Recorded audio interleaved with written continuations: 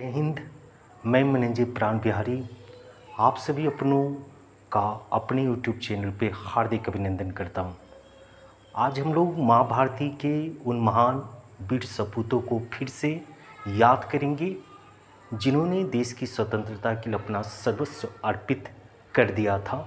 और कहते हैं ना, चाह नहीं सुर बाला के गहनों में गुथा जाऊं, चाह नहीं प्रेमी माला के बिंद प्यारी को ललचाऊं, चाह नहीं सम्राटों के सौ पर हे हरि डाला जाऊं, चाह नहीं देवों के सिर पर चरूं भाग्य पर इतराऊं, मुझे तोड़ लेना बनमाली, तुम उस पथ देना फेंक, मातृभूमि पर शीस चढ़ाने जिस पथ जाए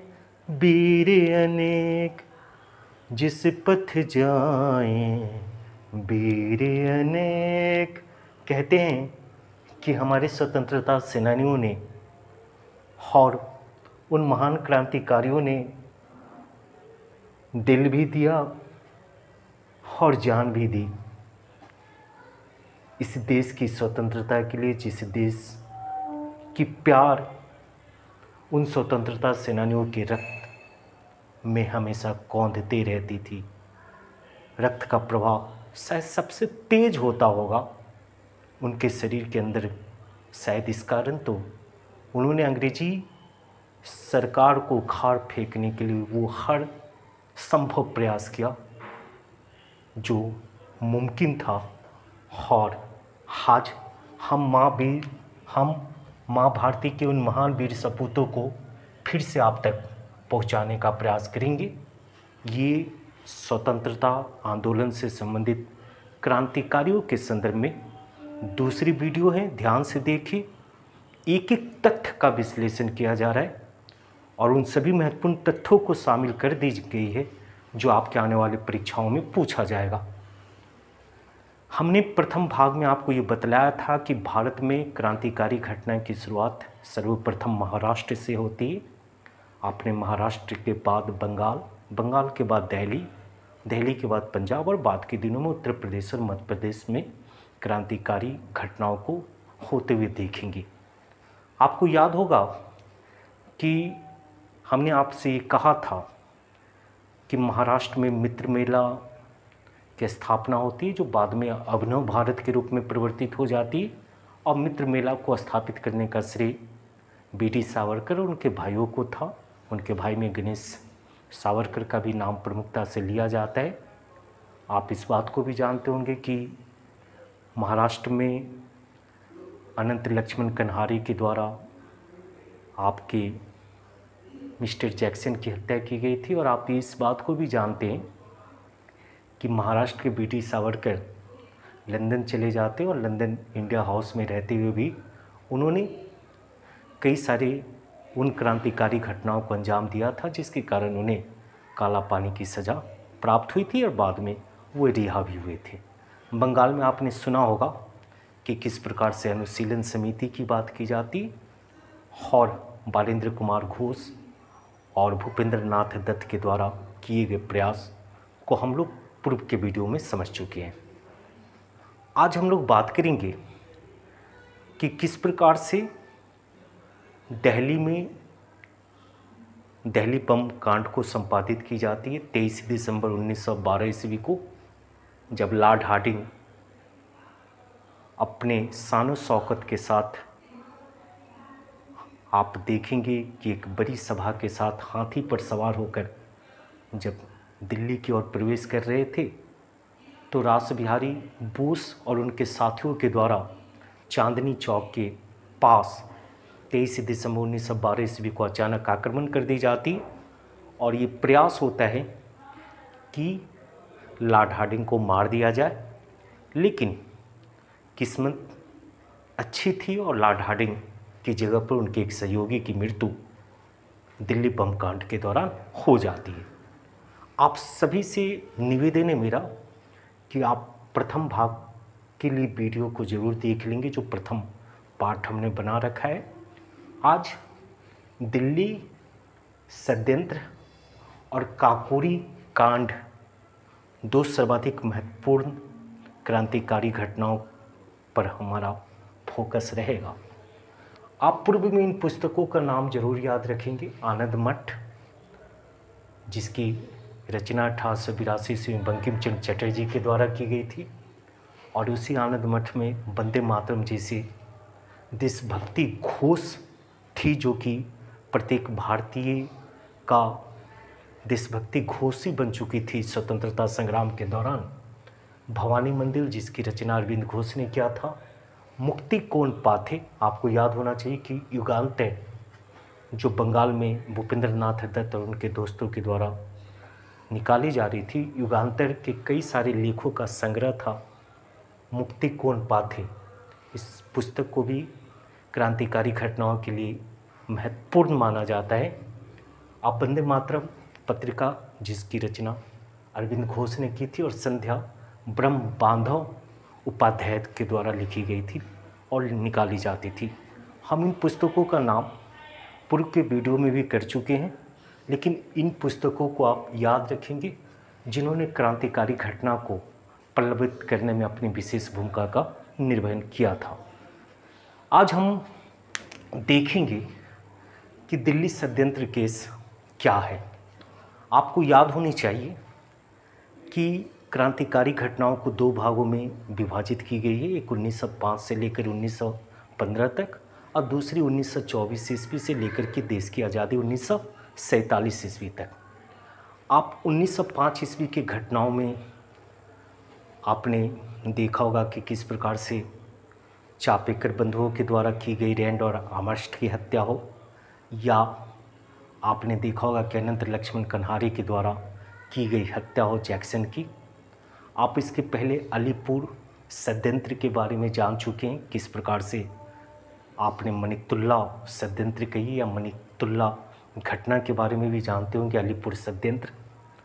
आप इसके पूर्व जिन जिन घटनाओं को जानते हैं उनको तो याद रखना ही है, लेकिन आज दिल्ली षड्यंत्र के ऊपर हमारा फोकस है।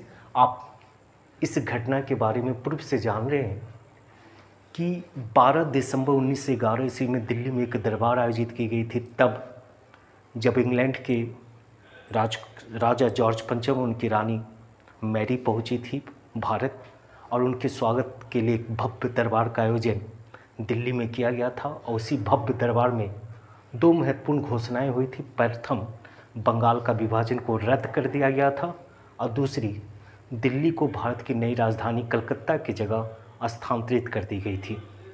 भव्य दरबार में आने वाले बेतहाशा खर्च को देख करके आप जानते होंगे कि क्रांतिकारियों के अंदर इस बात का टीस सा दर्द सा उठ रहा था कि भारतीयों के पैसे से ही बिला वजह जो दिखावा का खर्च किया जा रहा है। लॉर्ड हार्डिंग जो अपनी रानी और अपने राजा के स्वागत समारोह के लिए आम जनों के पैसे को निचोड़ रहे हैं, आम जनों के रक्त को चूस करके इस तरीके की भव्य जो आयोजन की जा रही है। तो भव्य आयोजन के गुस्से से जब हमारे क्रांतिकारियों ने ये निर्णय लिया कि हमें लॉर्ड हार्डिंग को सबक सिखलाना है और लॉर्ड हार्डिंग की हत्या करके अंग्रेजी सरकार को ये चुनौती देनी है कि आपके द्वारा किए गए प्रत्येक कुकृत्य का हम जोरदार तरीके से आपको जवाब देंगे। याद कीजिए कि 1911 ईस्वी में दिल्ली दरबार से ये घोषणा होती है कि भारत की नई राजधानी दिल्ली हो जाएगी कलकत्ता से, क्योंकि कहते हैं कि दिल्ली में ये जो दरबार आयोजित हुआ था 1911 ईस्वी में, उसी दिल्ली दरबार में ये निर्णय लिया गया था कि अब कलकत्ता की जगह भारत की नई राजधानी दिल्ली होगी। चलिए, और दिल्ली कब होगी? तो 1912 ईस्वी से भारत की नई राजधानी हो जाएगी, क्योंकि आपको याद है कि 12 दिसंबर 1911 ईस्वी को दिल्ली में भव्य दरबार का आयोजन किया गया था। लॉर्ड हार्डिंग ने पूरी साजो सम्मान के साथ, पूरी शान शौकत के साथ दिल्ली में प्रवेश करने का निर्णय ले चुके थे और उन्होंने ऐसा किया भी।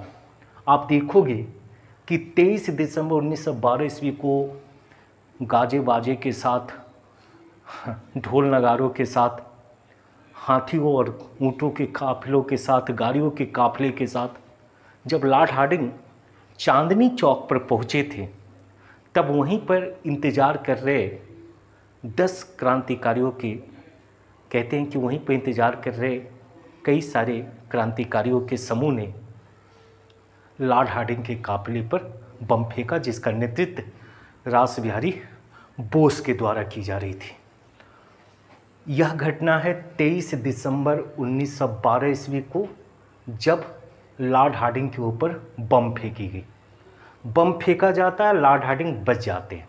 कहते हैं कि अब पुलिस दबाव शुरू हो जाती है और हमारे कई क्रांतिकारियों को पकड़ लिया जाता, और माना ये जाता है कि 4 महत्वपूर्ण क्रांतिकारियों का नाम आपको याद रखना होगा। उन महान माँ भारती के वीर सपूतों का नाम याद रखना होगा, जिन्हें फांसी के तख्ते पर झुला दी जाती।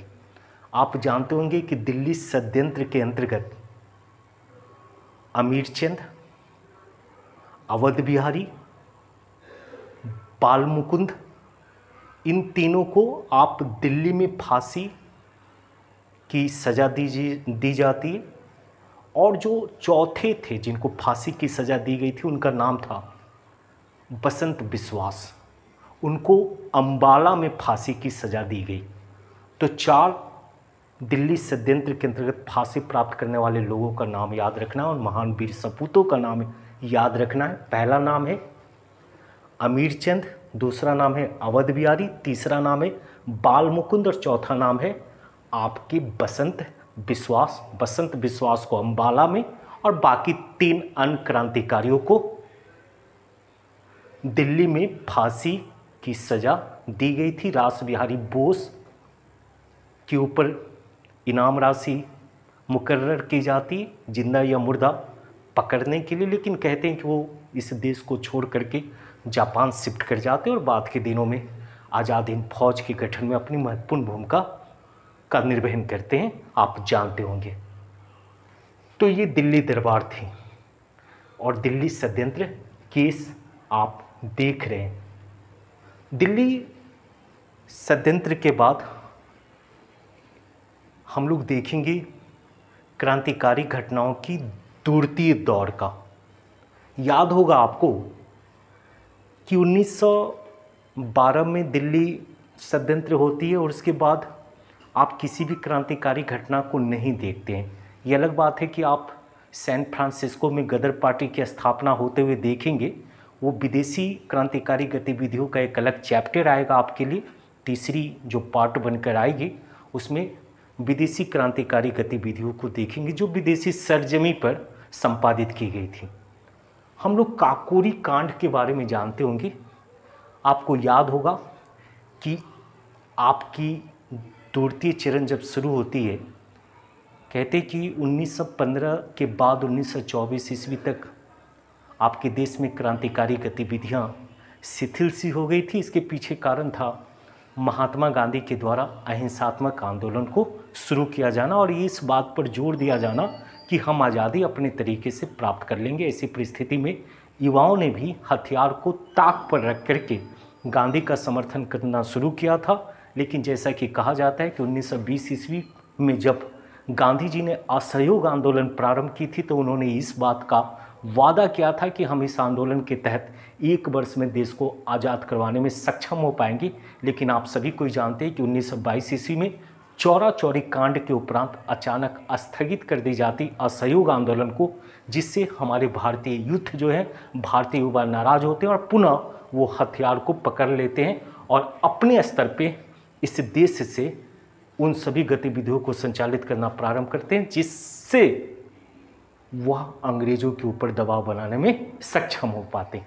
आप देखोगे कि 1924 ईस्वी के आसपास HRA नामक एक ऑर्गेनाइजेशन गठित की जाती, क्रांतिकारी संगठन सचिंद्र नाथ सान्याल के द्वारा कानपुर में की जाती है। HRA इनके और सारे मित्र भी शामिल थे, जिसमें चंद्रशेखर आज़ाद भी हों, अन्य लोग भी थे।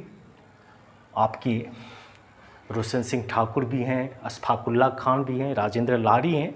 लेकिन हिंदुस्तान रिपब्लिकन एसोसिएशन की स्थापना या संस्थापक हम लोग सचिंद्र नाथ सान्याल को याद रखेंगे। इसी HRA के 10 सदस्यों के द्वारा 9 अगस्त 1925 ईस्वी को लखनऊ के पास काकोरी नामक स्थान पर ट्रेन का खजाना लूट लिया जाता। आप जानते होंगे कि ये जो काकोरी ट्रेन कांड थी, सहारनपुर से लखनऊ जाने वाली 8 डाउन पैसेंजर ट्रेन थी। क्या थी? तो आपको याद होना चाहिए, 8 डाउन पैसेंजर ट्रेन है, जिसको लूटा गया था सहारनपुर से लखनऊ के लिए आपको पैसेंजर ट्रेन संचालित होती थी।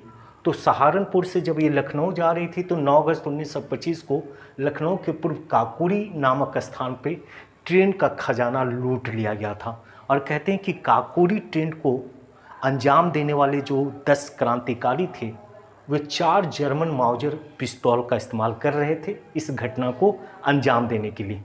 कहते हैं कि एक यात्री अहमद अली की गलती से चलने वाली गोली, जो मनमथ नाथ गुप्ता के द्वारा गलती से गोली चल गई थी, जिसके कारण से अहमद अली की मृत्यु हो जाती है।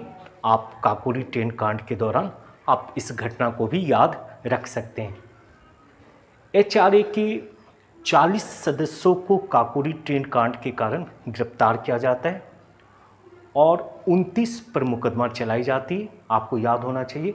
और उन 29 में 4 लोगों को फांसी के तख्ते पर झुला दी जाती। कहा जाता है कि काकोरी ट्रेन कांड को अंजाम देने वाले 10 क्रांतिकारियों में से चंद्रशेखर आज़ाद जो है, वह कभी पुलिस के हाथों नहीं आते। अपने अंतिम गोली स्वयं के द्वारा मार लिए जाने के कारण उन्होंने कभी अपने शरीर को अंग्रेजी पुलिस के हाथों नहीं आने दिया। आप इस बात को भी जानते होंगे। आपको याद होना चाहिए कि 4 लोगों को फांसी की सज़ा दे दी जाती है। और ये 4 लोग कौन होते हैं जिनको फांसी की सज़ा प्राप्त होती है? तो राजेंद्र लाहिड़ी, जिनको 17 दिसंबर 1927 ईस्वी को उत्तर प्रदेश के गोड्डा जिले में फांसी के तख्ते पर झुला दिया जाता। राम प्रसाद बिस्मिल, जिनको 19 दिसंबर 1927 ईस्वी को गोरखपुर जिला में, और अशफाकुल्ला खां को 19 दिसंबर 1927 ईस्वी को फैजाबाद जिला में, और रोशन सिंह ठाकुर को 19 दिसंबर 1927 ईस्वी को इलाहाबाद में। इस प्रकार से काकोरी ट्रेन कांड को अंजाम देने वाले 10 महान क्रांतिकारियों में से 4 उन महान क्रांतिकारियों का नाम आपको बिल्कुल याद रखना है, जिन्हें विभिन्न जगहों पर फांसी के तख्ते पर झुला दी जाती। और माँ भारती के महान वीर सपूतों ने कहते हैं कि सरफरोशी की तमन्ना अब हमारे दिल में है, देखना है जोर कितना बाजुए कातिल में है। कहते हैं कि राम प्रसाद बिस्मिल जो बहुत सारे देशभक्ति से ओतप्रोत कविताओं की रचना किया करते थे, उन्होंने इस गीत की रचना की थी। वक्त आने दे माँ, हम बता देंगे कि क्या हमारे दिल में है, सरफरोशी की तमन्ना अब हमारे दिल में है। कहते हैं कि चारों युवक जो अलग अलग जगहों पे फांसी के तख्ते पर झुलाए गए थे, आपने देखा है कि सबसे पहले राजेंद्र लाहिड़ी को 17 दिसंबर 1927 ईस्वी को गोड्डा में फांसी के तख्ते पर झुला दी गई, और 19 दिसंबर को 3 अन्य क्रांतिकारियों को। आपने देखा है राम प्रसाद बिस्मिल जी को गोरखपुर में, आपने देखा है कि अशफाकुल्ला साहब को फैजाबाद में 19 दिसंबर 1927 को, और आपने ये भी जाना कि रोशन सिंह ठाकुर को इलाहाबाद में 19 दिसंबर 1927 ईस्वी को। आप इस बात को जानते होंगे कि ये घटना काकोरी ट्रेन कांड फांसी की सज़ा के लायक नहीं था, लेकिन अंग्रेज़ी सरकार के लिए ये क्रांतिकारी जो थे गले की हड्डी बन चुके थे, क्योंकि इनके नाम से ही अंग्रेज़ी सरकार में भय का संचार हो जाता था। इसीलिए किसी भी परिस्थिति में इन क्रांतियों को वह मौत की सज़ा देना चाहते थे।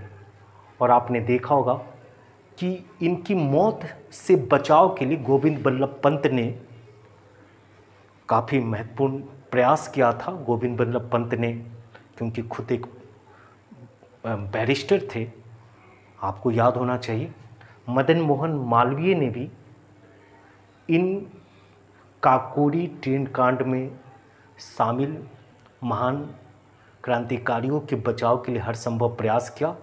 लेकिन कई लोगों को काले पानी की सज़ा दे दी जाती है और कई लोगों को, आप 4 लोगों को तो फांसी के तख्ते पे झूलते हुए ही देखेंगे। 10 सदस्य जो 9 अगस्त 1925 ईस्वी को काकोरी ट्रेन को लूटने के लिए सवार थे, काकोरी में ट्रेन के ऊपर 8 डाउन पैसेंजर ट्रेन के ऊपर राम प्रसाद बिस्मिल, राजेंद्र लाहिड़ी, रोशन सिंह, अशफाकुल्ला खान, चंद्रशेखर आज़ाद, मनमथ नाथ गुप्ता, साचेंद्र नाथ बख्शी, केशव, बनारसी लाल और मुकुंद लाल। इस प्रकार से काकोरी ट्रेन कांड को संपादित करने वाले 10 लोगों के अलावा 30 अन्य युवाओं को भी गिरफ्तार किया गया था। 40 लोगों की गिरफ्तारी आपको याद होनी चाहिए काकोरी कांड के उपरांत की गई थी। 29 लोगों पर लखनऊ में मुकदमा चलाया गया था और अंततः 4 लोगों को फांसी के तख्ते पर झुला दी जाती है। नेक्स्ट वीडियो में हम लोग बात कर पाएंगे कि किस प्रकार से काकोरी ट्रेन कांड के उपरांत HRA संगठन काफ़ी कमज़ोर हो जाते हैं और अंततः 1928 ईस्वी में दिल्ली के फिरोज शाह कोटला मैदान में चंद्रशेखर आज़ाद और उनके अन्य सहयोगियों के द्वारा HRA का ही एक नया रूपांतरित रूप गठित की जाती है, जिसका नाम था HSRA, Hindustan socialist Republican association. हम आपके नेक्स्ट वीडियो में देख पाएंगे कि किस प्रकार से नौजवान सभा को गठित करने वाले भगत सिंह, फिलॉसफी ऑफ बम को लिखने वाले भगवती चरण बोहरा, यशपाल, सुखदेव, राजगुरु, बटुकेश्वर दत्त, आपके मास्टर दास सूर्य कुमार, इन सभी की कहानियों को तीसरी पार्ट में लेकर के हम आएंगे। आप इस वीडियो को ऐसे नहीं करें, कमेंट करें प्लीज़, क्योंकि आपका कमेंट ही हमारी मेहनत को प्रेरित करता है कि आप ज़्यादा से ज़्यादा बेहतर कर पाओ। कम समय का पहली बार वीडियो बनाने की कोशिश की जा रही है, क्योंकि छोटे छोटे पार्ट में सबसे महत्वपूर्ण तथ्यों को आप तक पहुंचाने का प्रयास किया जाएगा। इस वचनबद्धता के साथ दिल दिया है जान भी देंगे, ये वतन तेरे लिए, हर करम अपना करेंगे, ये वतन तेरे लिए, दिल दिया है जान भी देंगे, ये वतन तेरे लिए। जय हिंद, जय भारत।